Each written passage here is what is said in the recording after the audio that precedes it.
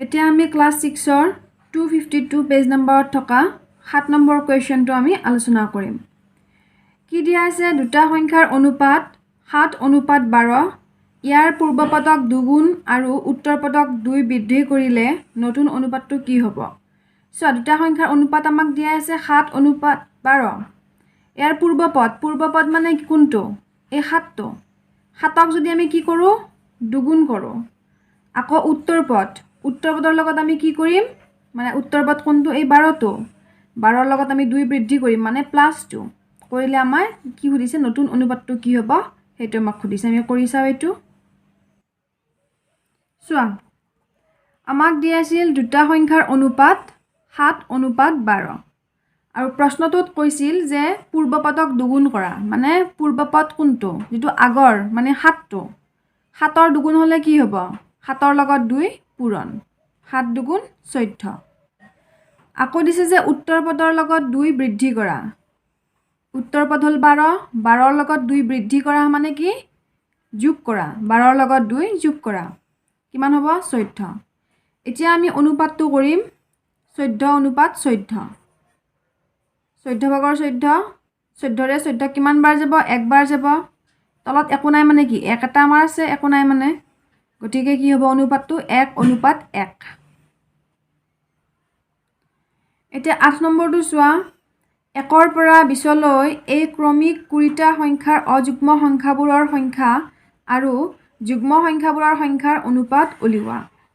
1ৰ পৰা 20 লৈকে আমাক 20টা 20 মানে কি 20 মানে হ'ল 20 তে 20 লৈকে আমাক অযুগ্ম সংখ্যাৰ যিমানটা অযুগ্ম সংখ্যা আছে আৰু যুগ্ম সংখ্যা আছে তাৰ আমাক অনুপাত উলিয়াব দিছে গতিকে আমি কি কৰিম প্ৰথমে আমি চাম যে 1ৰ পৰা 20ৰ ভিতৰত যুগ্ম সংখ্যা কোন কেইটা আছে আৰু কিমানটা আছে আৰু অযুগ্ম সংখ্যা কোন কেইটা আছে আৰু কিমানটা আছে ঠিক আছে চোৱা 1ৰ পৰা 20 লৈকে আমি সংখ্যাখিনি লিখি ললো এতিয়া আমি চাম অযুগ্ম সংখ্যা 1 2 3 4 5 6 7 8 9 10 কিমানটা আছে 10টা আছে আৰু যুগ্ম সংখ্যা চোৱা 2 এটা আছে 2 3 4 5 6 7 8 9 10 অযুগ্ম সংখ্যাও 10টা যুগ্ম সংখ্যাও 10টা এতিয়া এই অযুগ্ম আৰু যুগ্ম সংখ্যাৰ অনুপাতটো হ'ব 10:10 এতিয়া 10ৰে 10ক কাটিলে কিমান বাৰ যাব চোৱা এই শূন্যটো কটাকটি গ'ল ইয়াতে 1 থাকিল তলত আমাৰ 1 থাকিল 1:1 এতিয়া 9 নম্বৰটো চোৱা তলৰ প্ৰদত্ত অনুপাত কেইটাৰ প্ৰত্যেকৰে উত্তৰপদ 100 কৰি সমতুল্য অনুপাত উলিওৱা ইয়াৰ উত্তৰপদ মানে চোৱা উত্তৰপদ কোনটো হ'ব 4 এই 4টোক আমি কি কৰিব লাগিব 100 কৰিব লাগিব ইয়াৰেও চোৱা 5টোক আমি 100 কৰিম এই 2টোক আমি 100 কৰি লম আৰু এই 20টোক আমি 100 কৰি লম সেই উত্তৰপদ কেইটাক 100 কৰি আমাক সমতুল্য অনুপাত উলিয়াব দিছে মানে এই উত্তৰপদটোক 100 কৰিবৰ কাৰণে আমি যি সংখ্যাৰে পূৰণ কৰিম এই পূৰ্বপদটোকো আমি সেই সংখ্যাটোৰে আমি পূৰণ কৰিম ঠিক আছে এইটো কৰি চাও চোৱা কি আছিল আমাৰ 1:4 তাৰ মানে 4/1 ঠিক আছে ভগ্নাংশত লিখিলে হ'ব 4/1 এতিয়া আমাক প্ৰশ্নটো দিয়া আছিল যে উত্তৰপদক 100 কৰি লোৱা এটা 4টোক আমি 100 কৰিব লাগিলে কি পূৰণ কৰিম 4ৰ লগত 25 4 গুণ 100 আমি জানো সেই কাৰণে 25 পূৰণ কৰিলো 100 আৰু 1ৰ লগত আমি কি পূৰণ কৰিম 25 পূৰণ কৰিম 1ৰ লগত 25 পূৰণ কৰিলে 25 এই অনুপাতটো কি হ'ব আমাৰ 25:100 ঠিক আছে বা আমি কটাকটি কৰিও লিখিব পাৰো চোৱা এনেকৈ লিখিলেও ভুল নহয় যদি কটাকটি কৰো কি হ'ব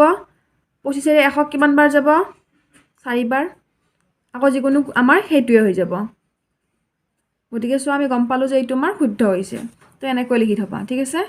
25:100 এইটোৱে লিখিবা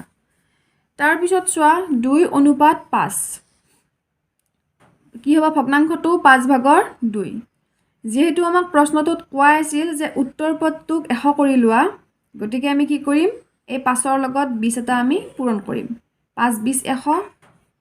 2ৰ লগতো 20 পূৰণ কৰিলো 40 অনুপাতটো আমি কি পালো 40:100 এতিয়া আকৌ চোৱা 5:2 কি হ'ব 2/5 এই যেটো উত্তৰ পদ 2 আছে এই 2টোক আমি কি কৰিম 100 কৰিম গতিকে 2ৰ লগত 50 পূৰণ কৰিম 100 হ'ব আৰু 5ৰ লগতো 50 পূৰণ কৰিম 250 অনুপাতটো হ'ব 250 অনুপাত 100 তাৰ পিছত চোৱা 7:20 20/7 20ৰ লগত 5 পূৰণ কৰিম 5 20 100 7ৰ লগতো 5 পূৰণ কৰিম 7 5 গুণ 35 অনুপাতটো হ'ব 35 অনুপাত 100 এতিয়া চোৱা 10 নম্বৰটো অনুপাত উলিওৱা 1 নম্বৰটো দিয়া আছে 1ৰ পৰা 100 লৈ 5ৰ গুণিতকৰ সংখ্যা আৰু 10ৰ গুণিতকবোৰৰ সংখ্যাৰ অনুপাত উলিওৱা 1ৰ পৰা 100 লৈ 5ৰ গুণিতকৰ সংখ্যা কিমান হ'ব 20 আৰু 10ৰ গুণিতকৰ সংখ্যা কিমান হ'ব 10 তো আমি সেই 20 আৰু 10ৰ আমি কি উলিয়াম অনুপাত উলিয়াম চোৱা 1ৰ পৰা 100 লৈ 5ৰ গুণিতক 20 আৰু 1ৰ পৰা 100 লৈ 10ৰ গুণিতক 10 এতিয়া আমি অনুপাতটো উলিয়াম কি হ'ব অনুপাত হ'ব আমাৰ 10 20 অনুপাত 10 তাৰ মানে 10/20 কটাকটি গলে কিমান থাকিল 2 অনুপাত 1 এটো হ'ব আমাৰ এনসাৰটো 2 নম্বৰটো চোৱা 1ৰ পৰা 100 লৈ এককৰ ঘৰত 5 থকা সংখ্যাবোৰৰ সংখ্যা আৰু মুঠ সংখ্যাৰ অনুপাত মানে 1ৰ পৰা 100 লৈ এককৰ ঘৰত 5 থাকিব লাগিব যেনে আমাৰ কি হ'ব 5 হ'ব 15ৰ ক্ষেত্ৰত চোৱা এককৰ ঘৰত আমাৰ 5 আছে গতিকে তেনেকৈ এনেকুৱা এটা সংখ্যা লাগিব যেটো সংখ্যাৰ এককত 5 থাকিব ঠিক আছে আমি লিখি লওঁ তাৰ পিছত আমি চাম যে কিমানটা সংখ্যা আছে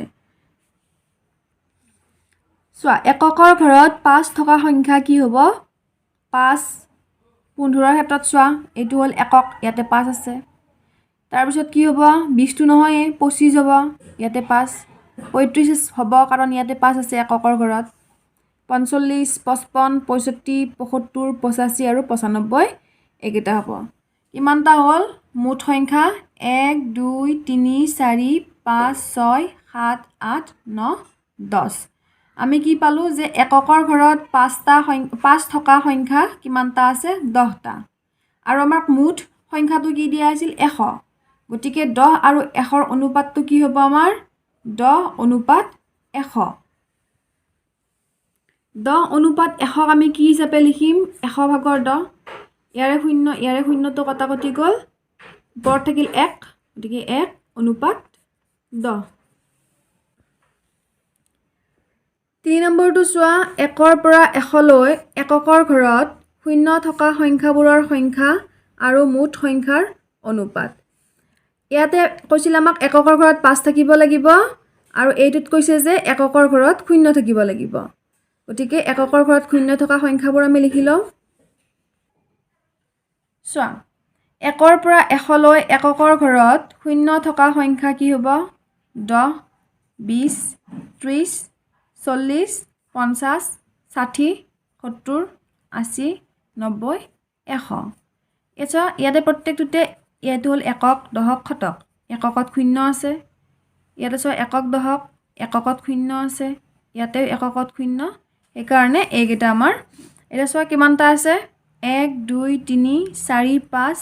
6 7 8 9 10